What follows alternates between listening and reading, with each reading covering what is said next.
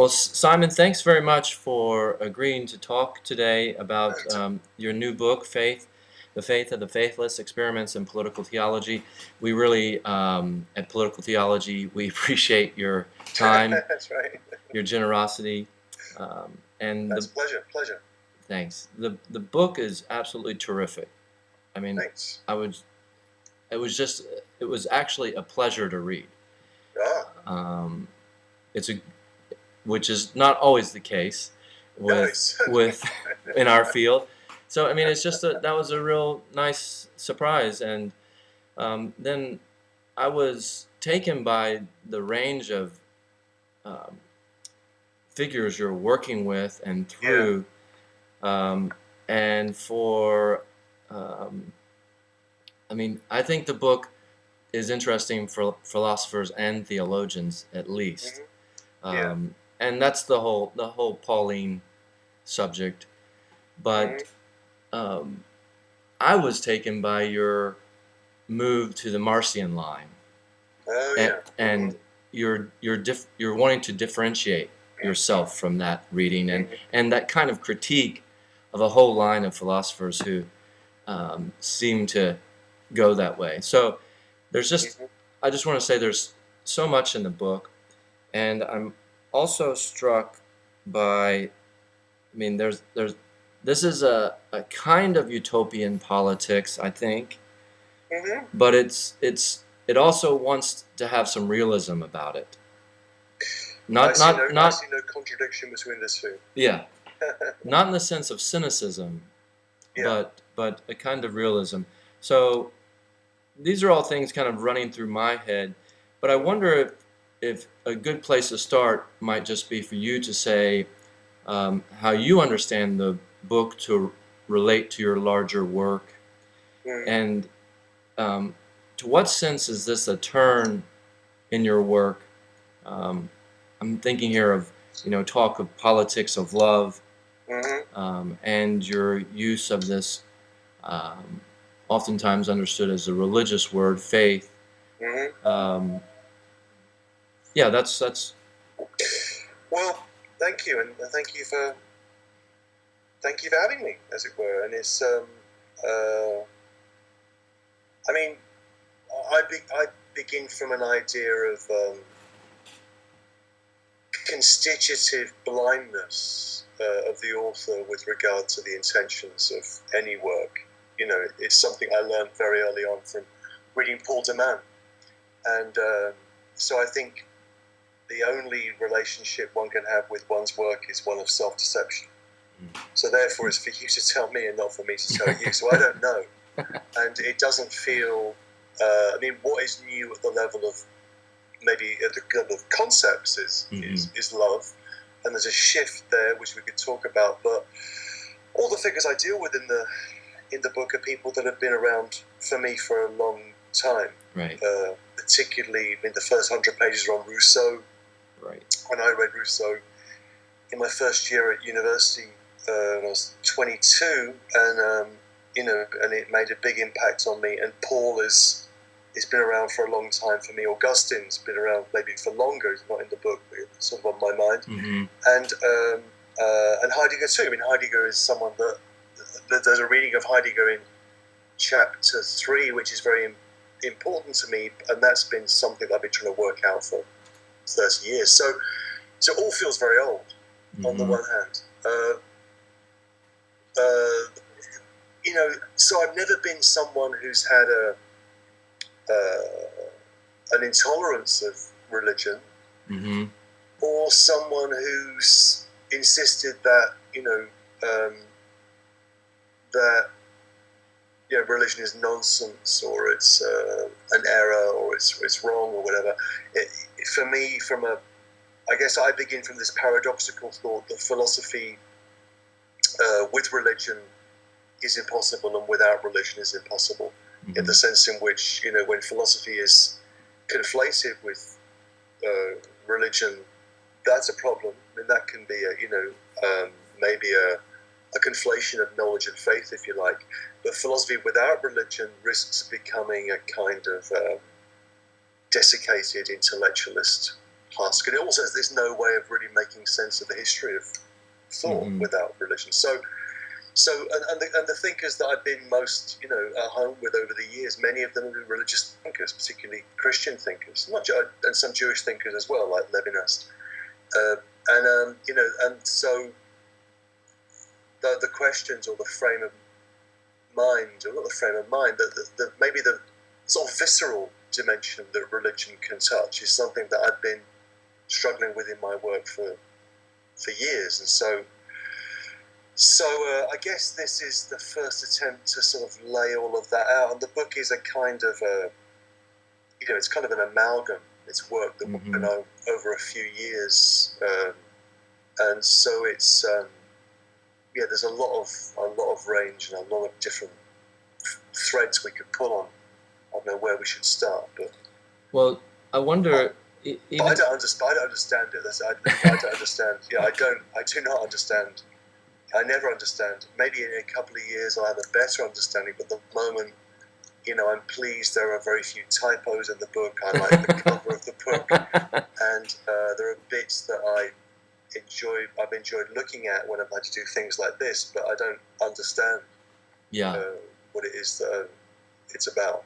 That's interesting. I mean, I wonder how much of that, I understand your reader perspective, and then on top of that is that you present it. I mean, it's written as these are somewhat. It's not one whole argument. These are experiments, you say, and they interlace together in some ways. Definitely, you can see that. But and I'll stop congratulating you in a second, but I just I appreciate it. I think so much, and I think partly for the blog, you see academics who are absolutely they refuse to risk thinking kind of until they entirely thought it through. Yeah. And so they won't share things for the blog. They'll share things with the journal. And I think that's just something to admire. That's one of the things I love about the blog is when academics in particular, but also others, will think out loud, if you will, and say, think with me. So I think the book has that collaborative feeling and just about it. If I was going to start somewhere, I want to work to the faith, but I want to begin maybe pushing on with if you could talk about in what sense is this a politics of love? I think at one point you name it, and how that relates to I think this is a politics of resistance, not reform. Maybe I think at one point you say it's revolution, not reform. You can clarify that for me if you want, but that's my first real kind of question that I think would be helpful. Well, let me pick that up. I mean, the first thing about experimentation and risk I take very seriously, and it's there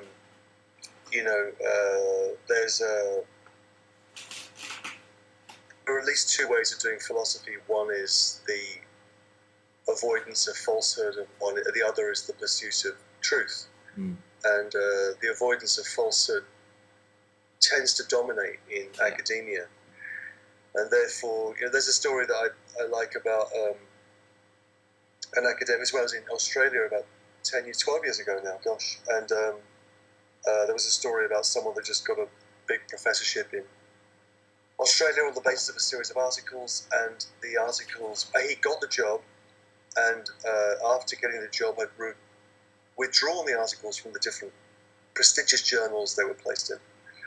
And when asked why, he said, you have to make yourself as small a target as possible. There's that approach to, and there's a whole philosophical tradition based on that approach. You have to be a small, as it were, tightly defended, structure, and you have to just shit out the minimum amount of pellets to reinforce your armature, and that's how you build a career. And I think I just don't understand that. I do not understand that. I think, philosophy is a pursuit of the truth, and therefore you have to throw as much crap at the wall and hope that some of it sticks and some of it's not. Mm-hmm. It's going to run down. It's going to whatever evaporate or just create an awful smell. But some of it is going to be perhaps fertilizer for blooms. But so the only way I can think is by thinking out loud, and I haven't deliberately decided that I'm going to be risky in what I do, but that's just the way in which I've decided to think. It's been like that for certainly since I finished my first book. It's been a series of experiments which you can wrap up more or less neatly. I think there's a form of a book which I've done over the years, which is a small, tight argument with a series of ways into it. A little book on humour, an introductory book on philosophy, things like that. But there are other book forms which I like, which are more like a series of different plates, which, like tectonic plates on the surface, which have a relationship to each other and bump up against each other, but which are not a homogeneous whole. They have their own life. Faithless is one of those. And, it's... it's not so much a consciousness of risk, but a sense in which thought is precarious and provisional, and you shouldn't be scared to think. So that's what the blog is, actually quite an interesting form for thinking. And I've been running this blog with the New York Times for the last 2.5 years, The Stone, and right. Part of the problem we've had with academics, and sometimes very prestigious academics, is firstly letting things go, and secondly allowing themselves to be edited. Because they, when they finally let that pellet drop, they got so used to it being perfect, and everybody just, because they're some big gun from somewhere else, and then they get in the hands of a real editor who will take something to pieces and rebuild it. Don't like that at all. So it's been quite an interesting learning experience. Yeah. And very few, actually, most academics are quite ill-suited to that. And the academics that are suited to it aren't necessarily the ones that you think. Right. And that's been very, very interesting, actually. Your question about love and resistance, and well, I was looking today. Someone sent me, actually, my RA sent me a quote from Hegel's Philosophy of Right. I'm finishing a book on Hamlet at the moment,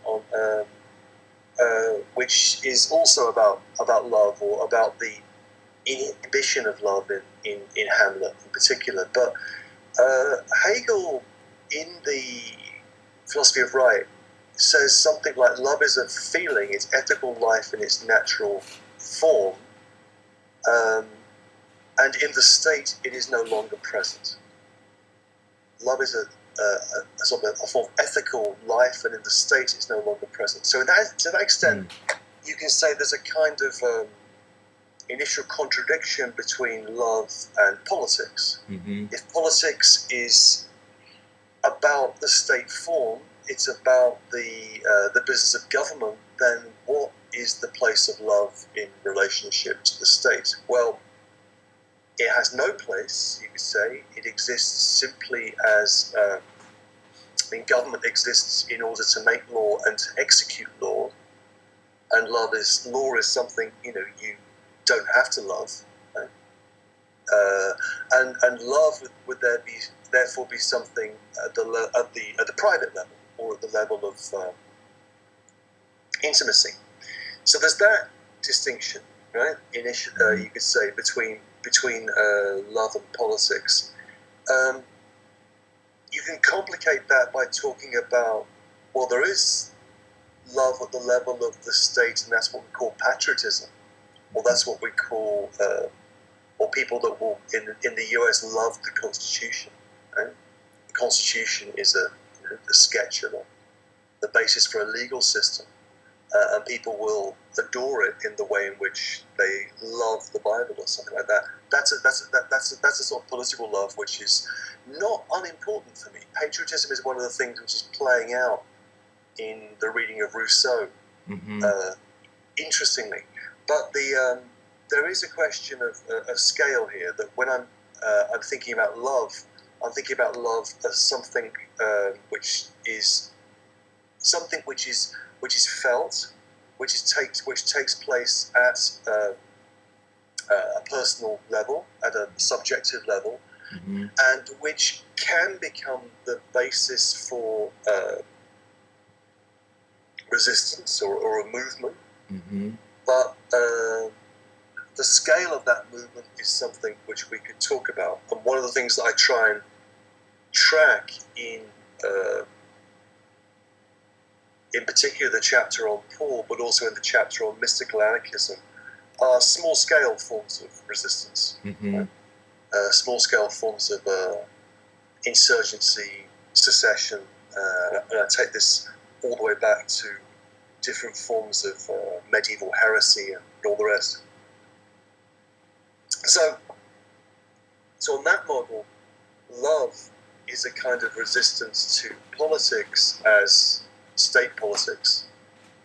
But love can also be the envisioning of some alternative state of affairs, right?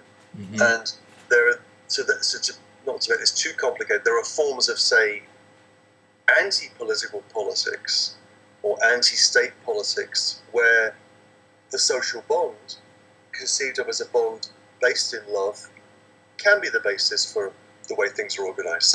So anarchism as a tradition, although it's not, it's not just about this, but to some extent it's about an idea of love as a social bond that can be a basis for a form of politics, if you like, small p or whatever, that wouldn't be identical with state politics or governmental politics. And the question of revolution, reform, and I'm one of those people that's suspicious of revolution as a concept. I think revolution as a concept, as Hannah Arendt shows, is something which arises in with descriptions of the Glorious Revolution in 1688 in England, which is not a revolution, and it originally has an astronomical meaning. It's about the movements of the planets around the sun. So, and the problem with revolution is that once we begin to think about revolution, we think about change in terms of inversion. And the problem with thinking about change in terms of inversion is that inversion can leave everything in place. It just spins it around and leaves everything in place. And that, I think, is what we're seeing in Egypt. I think to right now, there's a real risk of the language of revolution simply being a kind of redescription of the institutions which existed and which continue to exist.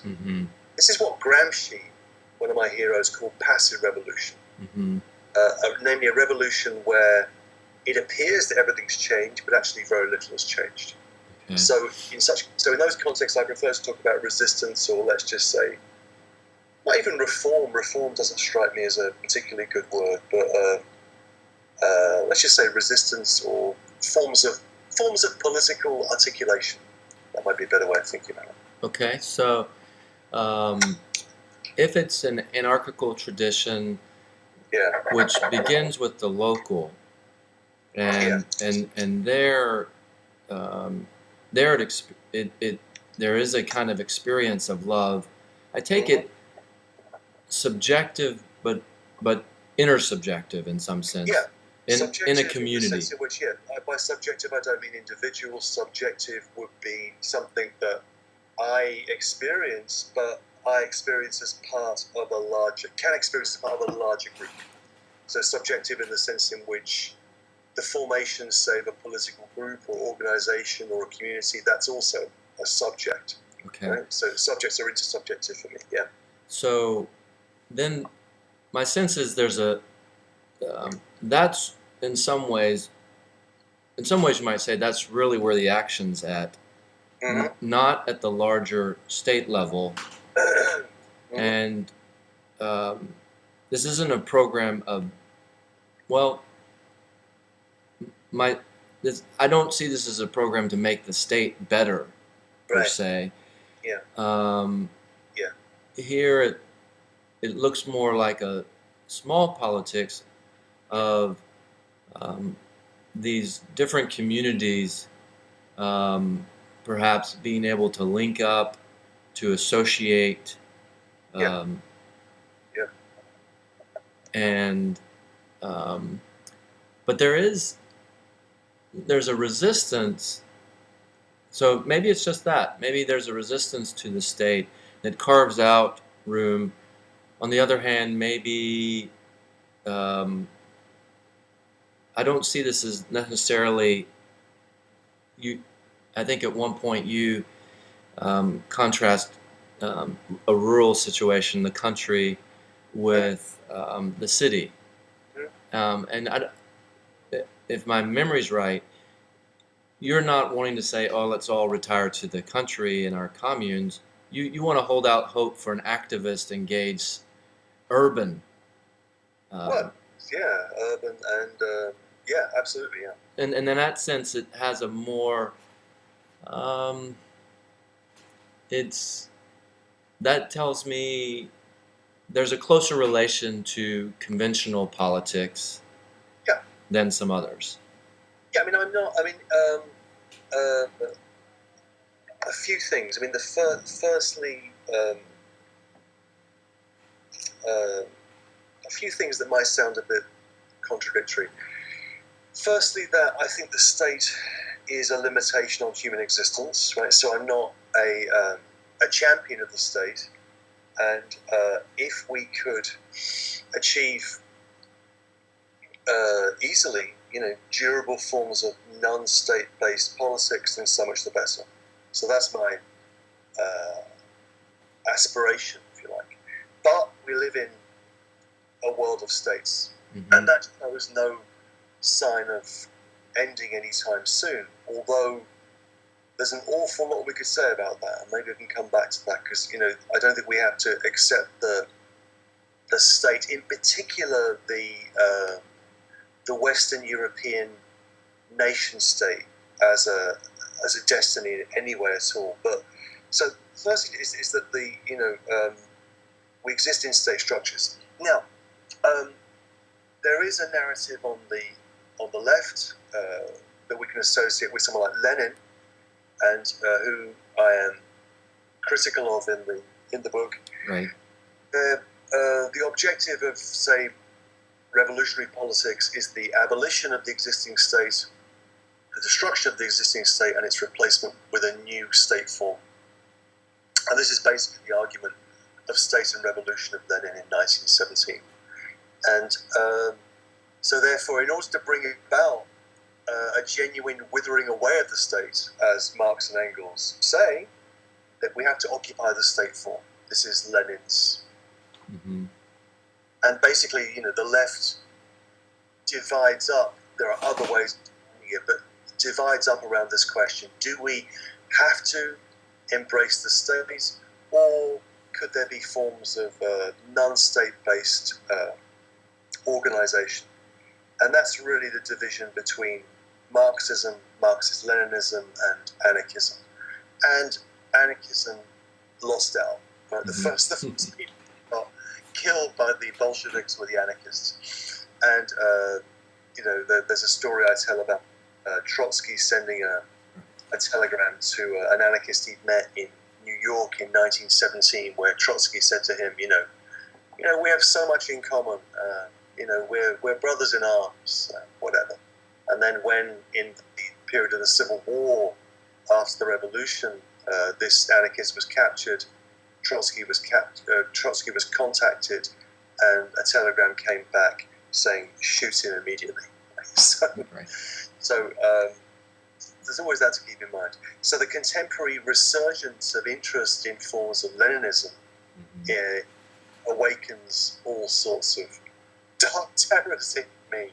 I think it's just either people are being cynical, or they just think it's sexy, or they've just forgotten what a total disaster this was.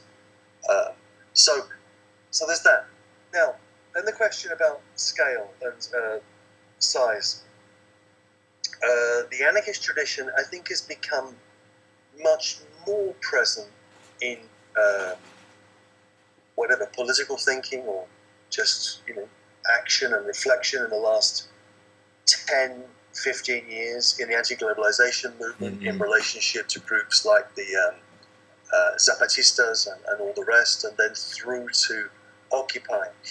But still, it's a minority position. It's still a, particularly in academia. Academia tends to be full of Marxists and not anarchists, because Marxism is always better academic business, because you've got a big systematic-looking body of work. You can interpret it and argue back and forth and look as if you're radical while doing absolutely nothing. But I digress.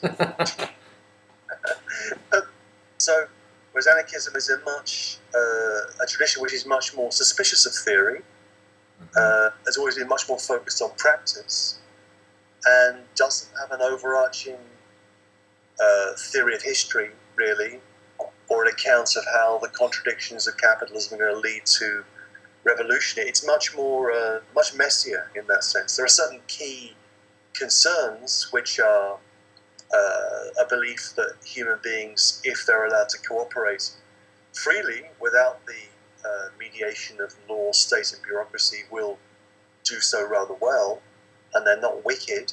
It's society that makes them wicked, and there's a certain there's an ethical disposition within anarchism, and then an emphasis on practice. So it tends to be a little bit theory weak, but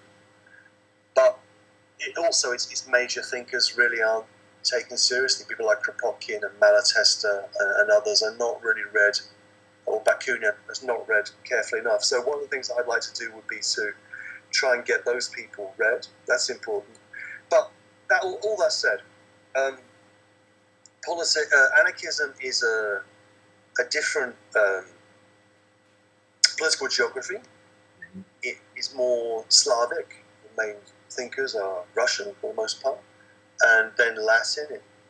The movements move through Italy and Spanish Civil War. So it's Slavic and Latin. So different, as it were, geography and trajectory from Marxism, which tends to be Germanic, Dutch, British, American in terms of its angle in terms of Western Marxism. And the other thing is that the achievements of anarchism are often quite small and quite have become invisible because the narratives haven't been told, and that is also something not to be scared of. I mean, it's there's a great anarchist writer that I'm very fond of called Colin Ward, who wrote, for example, a wonderful little book in the Oxford series of very short introductions on anarchism. And Colin Ward comes from that rather sort of crappy English tradition of anarchism, which is about planting carrots and mending your bike and things like that, which I rather like. I mean, I'm much more of a planting carrots anarchist than a sort of let's put on the balaclavas and smash shit up kind of anarchist. I think that's not so. In a sense, but the achievements of anarchism in that tradition can be forms of market gardening or urban farming, or you go into an area and open up a medical surgery, or try and dispense drugs to a local community that needs it, whatever it might be. And these are things which might disappear from the record. So I think that you raised in the written questions you gave me, which I was just reflecting on, is the question of institutions. And there's an assumption that anarchism is opposed to institutions. It's not. It's opposed to order, indeed. It's not. It's opposed to certain forms of institutions, notably the state and capitalism. And it wants to put in place other forms of institutions, which are informal and based on cooperation and consent. So it's anti-institutional at one level, an opposition to the institution, say, of the state, but trying to imagine other forms of institutions. And in many ways, if we think about the recent flowering of anarchist politics in the US with Occupy invented all sorts of informal institutions. It was So it was anti-institutional at the level, right? It was opposed to the collusion between the state, the federal state, and the banks in particular. But it was about imagining a different set of institutions that allow people to thrive, work together. And the Occupy Wall Street site was, in a sense, was a set of little institutions. So yeah, that's a nice example, and I mean, that's such a creative movement because in some ways it looks anarchic, pretty thoroughly so. But to the extent, and maybe it still is, even with this added on, that it protested um, a it protested to a larger politic. Yeah. And it was kind of famously, I don't know if disorganized is the right word. It didn't present a list of demands, so to speak. Right. Not mental politics. It was extremely unorganized, but not organized in that way. Yeah. But I think you're right about an imagination, a movement. And my point, I think I'm struggling to make is it. I think in some ways, it very clearly wanted change. Mm-hmm. So on a larger scale, which is interesting to me. If I'm familiar with the community garden kind of anarchist,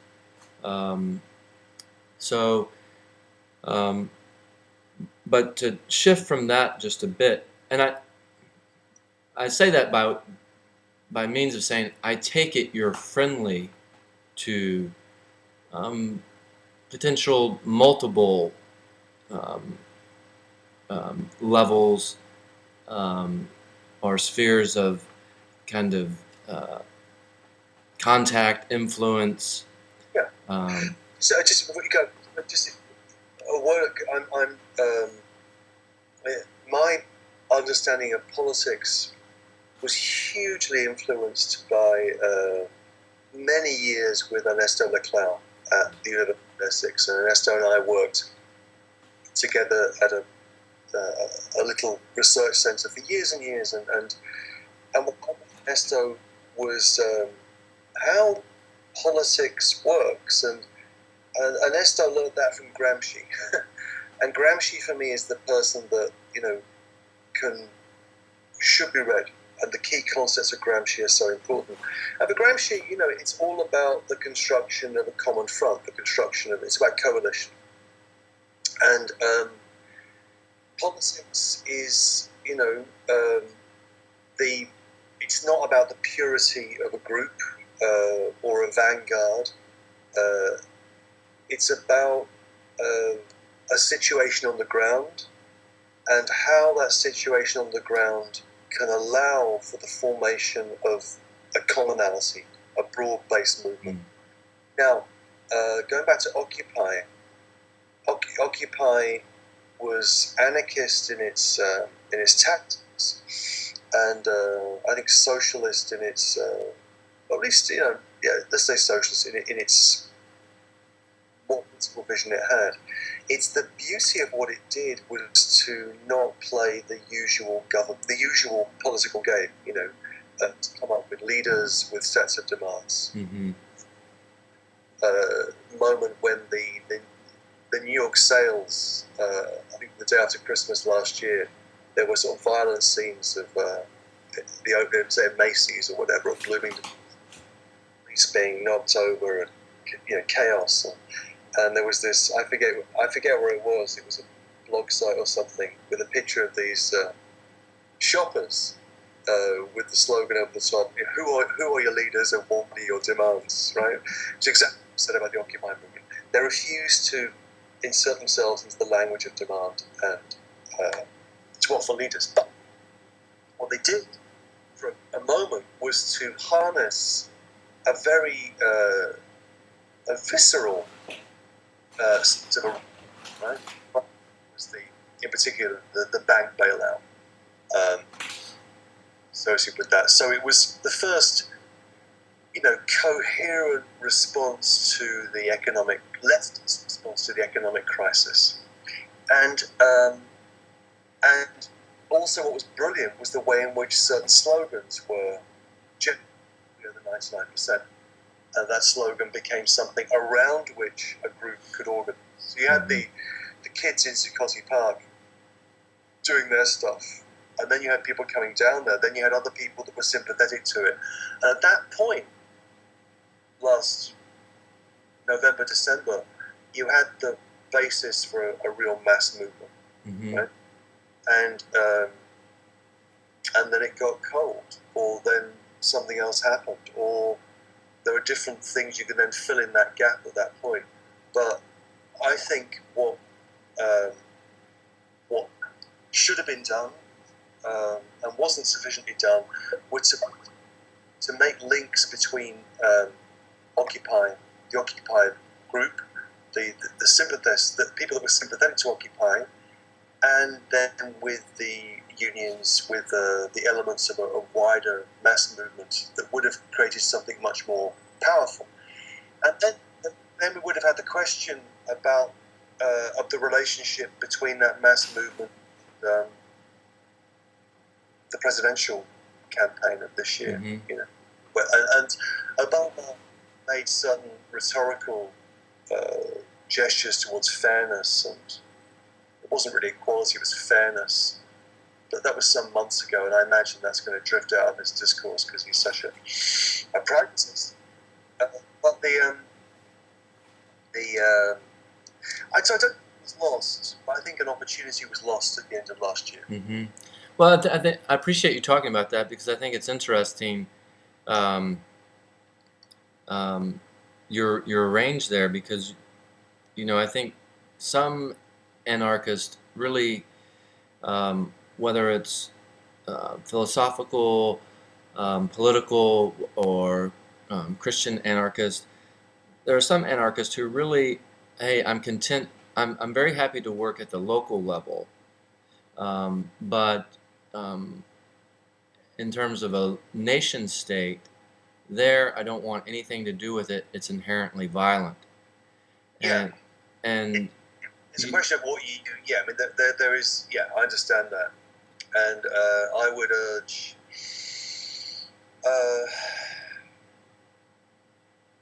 The big issue is whether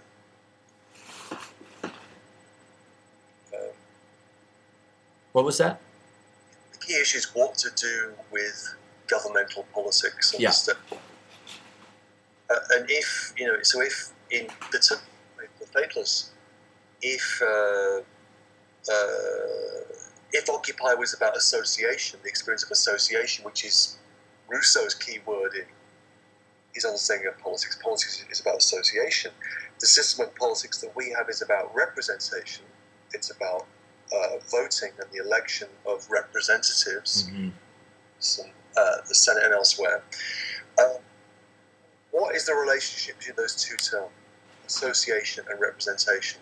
And that's a kind of philosophical problem, a very deep philosophical problem. Philosophy begins with the critique of representation in Plato. So do we have to just reject representation, or can we rethink representation? So I think there needs to be a linkage between forms of association and forms of representation. I think the key question at the moment is rethinking how we vote, and a project that I'm involved with at the beginning stages right now with a man who shall remain nameless, who's works in computers and is one of the people that was behind the development of the internet. We're discussing new possibilities of voting, which are enabled through smartphones, for example. So we're very close to having the technology whereby votes could be separated from the state. Right? You could have all sorts of referenda. What you'd need would be a non-hackable, trustworthy platform, which is already a lot, that wouldn't be corporatized or turned into an IPO. There would be a legitimate basis for organising referenda and votes, and this might be a way of transforming representation, right? In a way that would be very simple. Mm-hmm. Simple iris recognition technology and a smartphone, and you don't even need, you could have 50 people using the same phone or whatever. You don't need to even own a phone. Mm. But the point is that the question that's behind that is, for me, the question: how should we vote? How should we represent ourselves? And I think that's something we're not thinking about. So that we're stuck at the moment with moments of, like Occupy, which are fantastic, and then they go away, and now we're back to normal politics, and we're going, Romney, Obama, Romney, Obama, Romney, Obama.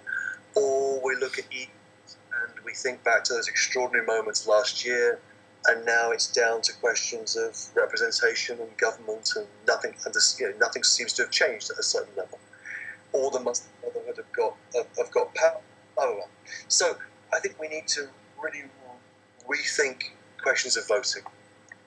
So states not going to do all the work. If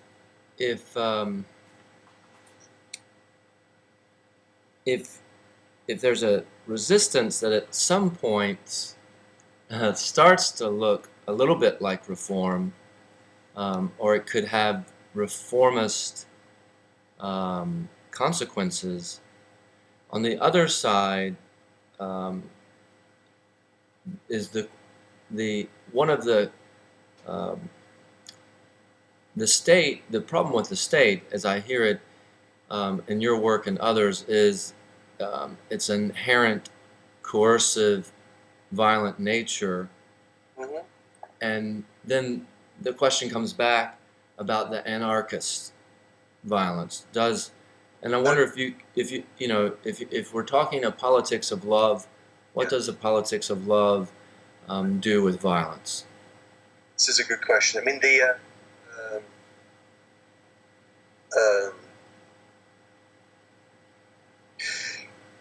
in 2007, Infinitely Demanding, which part of the subtitle is Politics of Resistance, and where I lay out a formal, systematic argument for ethics and politics as I see them. At the end of the appendix to that book, defend a form of nonviolence, right? Mm-hmm.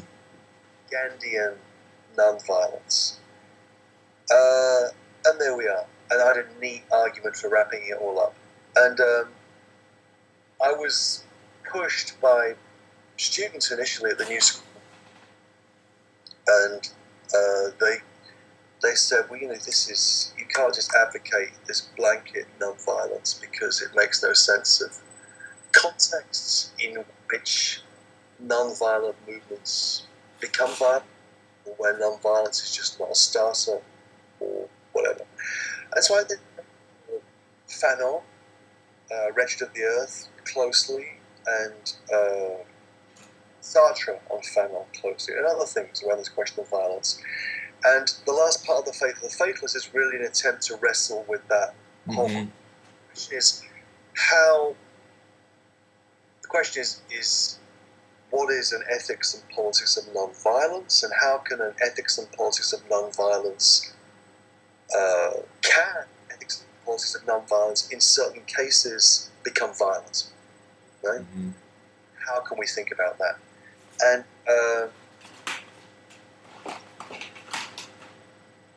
at the core of that chapter is a reading of an essay by Benjamin, Critique of Violence, work that question out theoretically. And the position I come to, very crudely, is that in some cases, non-violence is going to work, right? And we can think of them, opposition to British imperial rule in India under Gandhi, but that was followed by civil war and partition of India Pakistan, or we can think about other examples of non-violence. I know the civil rights movement under Martin Luther King for a number of years in the 1960s, and so on and so forth. But there are contexts where non-violence is going to be, where non-violent movements are going to be provoked, and see what's happening in Syria right now, or what's been happening in the last 18 months, is a classic narrative of non-violence and violence. And initially, non-violent peaceful movement has been provoked into violence by the state, right? And now we have a situation of civil war, and you can find similar examples all over history. Now, I don't want to just condemn Syrian resistance for their violence. Say, well, you were a non-violent movement, and now look, you're shooting members of the Syrian army or whatever, or you're bombing government ministers. I think the idea with a principled or blanket non-violence is it leaves you in this kind of position, not having a sufficient historical and contextual sense. Another good example of this would be from the religious sphere. Dietrich Bonhoeffer, right, who advocated non-violence in the 1930s, a Lutheran pastor and a theologian in Germany, and then participated eventually in the plot to kill Hitler in 1943, I think, which was unsuccessful, and he was executed with a piece of what, shortly before the end of the Second World War, shortly before the liberation of that part of Germany. The point, and Bonhoeffer developed this concept, or this phrase, which is Bereitschaft zur Schuldübernahme, the readiness to take on guilt, the preparedness to take on guilt. And so, with a blanket non-violence is a kind of clean hands approach. Is dirty hands, and it means in certain situations we might have to take on guilt. The theoretical difference I want to introduce, or based on this Benjamin essay, is that if we are propelled into situations of violent sequences, then that violence isn't justified. It's not right. It's wrong in relationship to the guideline of non-violence, but it might, in certain cases, have been necessary to engage in such sequences. And so that's about as far as I've got with it. But it's a very hard question. Yeah. And I take it you give kind of examples there, of genocidal regimes, but I take it you wouldn't limit it to that. And what I have in mind here are, say, labor strikes in the early part of the 20th century. There's a question there of are they in some way, if it's not perhaps right, but are they in some way justified to fight back when they're being brutalized? I think it's a difficult question. I wouldn't say justified. I'd say that the violence becomes necessary, and maybe in a Christian sense forgivable. I know what you mean. I was involved as a student in the miners' strike in 84, 85. The university I was at was very close to a port that was being used to import coal in order to break the strike. And so we were at the University of Essex with the miners for a long period of time until the government, Margaret Thatcher, threatened to close the university down because there were something like 400 miners in the student union at that time. But it was violent, it wasn't, people didn't get killed, Mm-hmm. but there was violence, and it was that point it was necessary. But there are other. So I don't think there's a one size fits all answer to this. I think my position would be is that I have faith, if you like, in an ethics of non-violence as a guideline for human action. Mm-hmm. But that doesn't mean that I will automatically condemn contexts where violence erupts. And I think historically, if you look at contexts where that's happened, I don't think you can condemn those either. You know, think about Algeria or Ireland or whatever, wherever. You know, history is a history of violence, and disavow that, and to simply act non-violence is to risk a disavowal of that history. There's a lot more to say there. I Yeah. have two more questions though, but I'm also aware we've been talking for quite a while, and I just want to check in with you. Let's try and wrap it up around say 7:10 or 7:15. Yeah. Okay, so let me put these two questions together for you, Okay. and then we can move towards concluding there. So if we've talked a good bit about love, um, the um, one of the questions I've heard um, from reviewers about the book for the blog is, how does this faith relate to the faith um, of of Christians, of Jews, and I'm curious. It looks to me at the end of the book, uh, you I don't know if there's a critique here of those believers, Yeah. but you want to favorably compare the faith of the faithless Mm-hmm. to the faith of the faithful. There's nothing here for us to. There's no reward. There's no incentive. So, in a politics of coalitions, how friendly? What is the potential of the faithful to be coalition partners? I hope there is great potential. It's a good question, and I'm going down to the diocese of Philadelphia, or Pennsylvania rather, in about a month to talk to the clergy Really? at the invitation of the bishop on faith. And so I'm hoping to. I'm very excited by that. I met with him, and he's a very interesting man, and that's one of the things that's on my mind, because that's the first thing. So that what I would say is that we have to begin from a distinction between faith and knowledge, and faith and knowledge is knowledge, and knowledge may well be what science gives us. Let's say, if faith expects some kind of epistemic certainty, then for me it's not faith. So I guess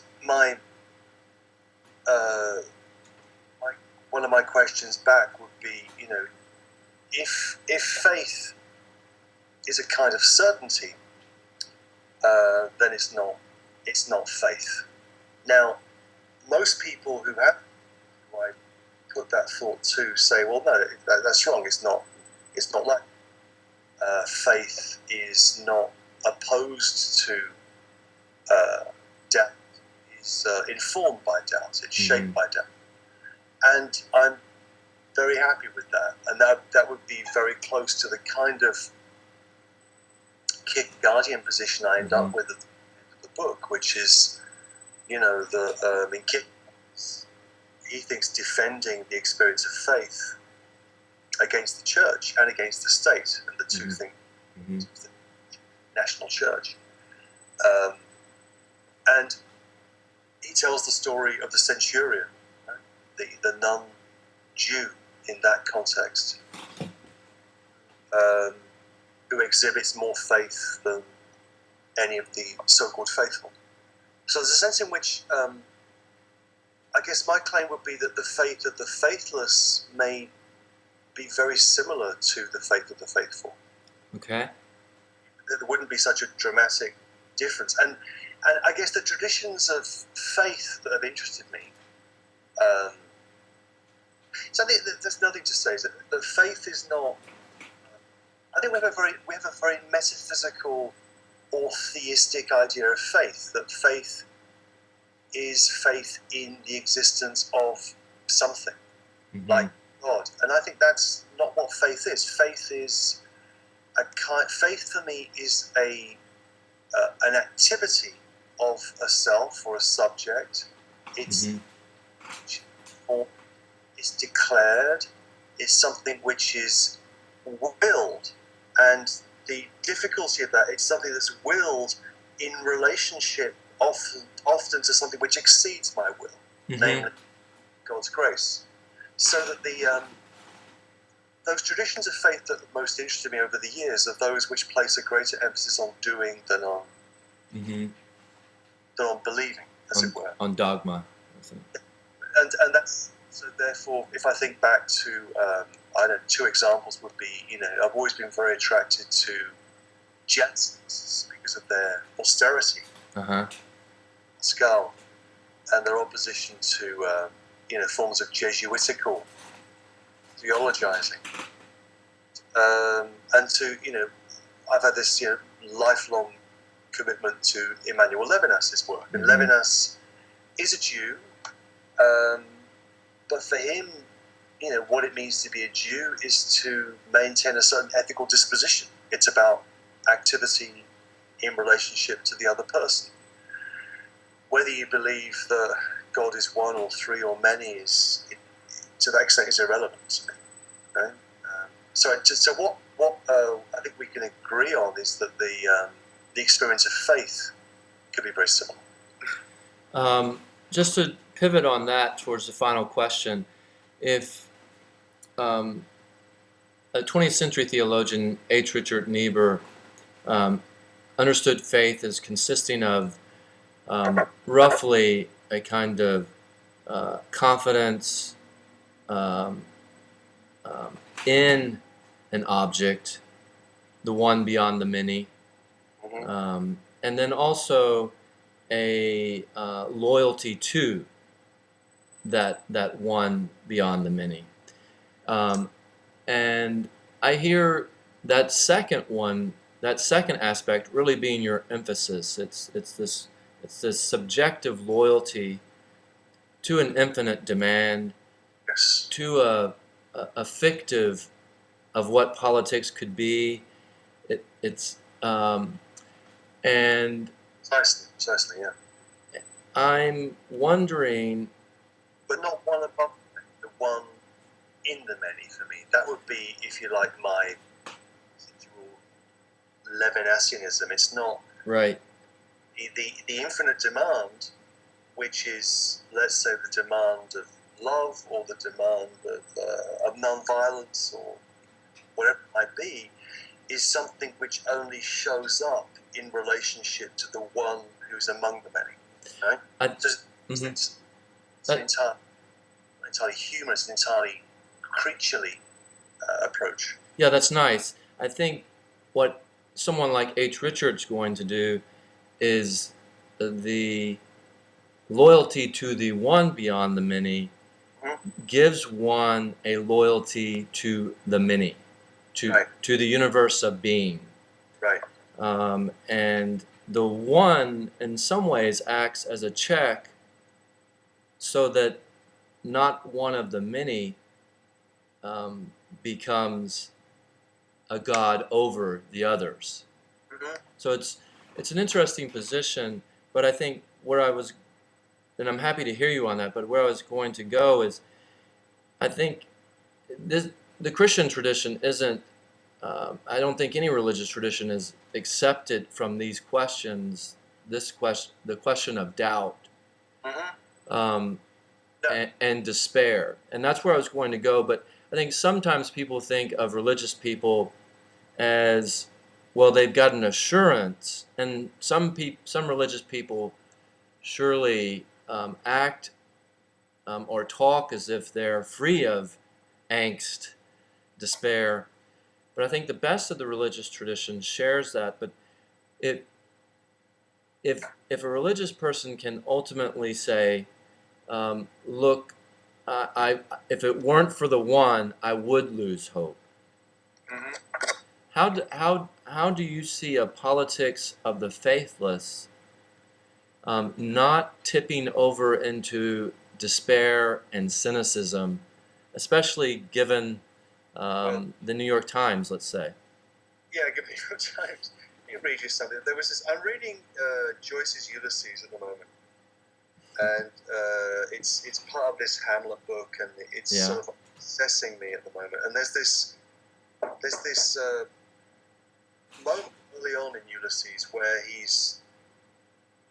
Daedalus is talking to this priggish schoolmaster Deasy, who's the schoolmaster and the headmaster of a boarding school at which Daedalus is working, and he was a kind of portrays himself as someone sympathetic to the Irish cause, but is a lackey of the British imperial rule anyway. And this guy is trying to get uh, an article placed with a newspaper that he thinks that Daedalus has got influence with. And Deasy says, the ways of the Creator are not our ways, Mr. Deasy said. All history moves towards one great goal, the manifestation of God. Stephen, Daedalus, jerked his thumb towards the window, saying, that is God. And outside the room, the kids in his class are playing soccer. They go, hooray, where are you? What, Mr. Deasy said? A shout in the street, Stephen answered, shrugging his shoulders. No? That's God, a shout in the street. So for me, that's the closest I can get. Uh-huh. So it would be, so the, if, So the Occupy movement, they've been beaten back, right? They're ready to hang it up or maybe go work on Wall Street or become a Marxist. And you say, come around and look at the kindergarten children outside my window. yeah, or it's a shout in the street. But think about, it's a shout in the street that Augustine in the Confessions, right? Right. He hears a voice from outside the garden, which he thinks says, take up and read, Mm-hmm. and then he goes back and he reads a passage from Paul, and that's the beginning of his conversion. The point being is that God, I mean, from my perspective, it's not the confidence that everything confirms the one above the many, because history is a catastrophe. History is a catastrophe, and God must have been malevolent to have permitted such a catastrophe to unfold. I know the objections to it. Mm-hmm. It would be that the faith that I would recommend would be that given that catastrophe and the despair that it induces and the cynicism that is the understandable consequence of it, there's still a shout in the street. There's still something which is something like an affirmation of the particular in a way that can be a vehicle for an infinite demand. That's the way I go. So yeah, it would be, and that can be a human shout, but it can also be other forms of shouts. It could be, it's not just humanist in that sense. It could be. Gotcha. But I rather like that moment in Joyce, because Yeah. No. Daedalus, and I suppose one of the reasons I like Daedalus, Stephen Daedalus, he says, I am a horrible example of free thought, trying to free myself from the servitude of two masters, one British and one Italian. And this guy Haynes, this British guy, is talking to. So who are they? So, oh well, the British Imperial State and the Catholic Church. And I mean, and the book, in many ways, is such a thing possible? Is in what would free thought look like in that regard? And I think there's a fantasy that we can free ourselves from servitude and become bright, new, and perfect. Whereas my view is that this is something I take from Christianity. I take particularly from Paul and from people like Pascal. Is that the great virtue of human? They should talk. The great virtue of being human is that we know that we're broken. We know that we're, and that's our greatness. That our greatness consists in that knowledge and what that knowledge can enable in terms of an orientation towards others and the world. That I think that's a nice place to leave it. All right. I'm glad I got the Ulysses quote. I'm very happy about it. I can find it as well. It's a huge book. Well, thanks very much. I'm gonna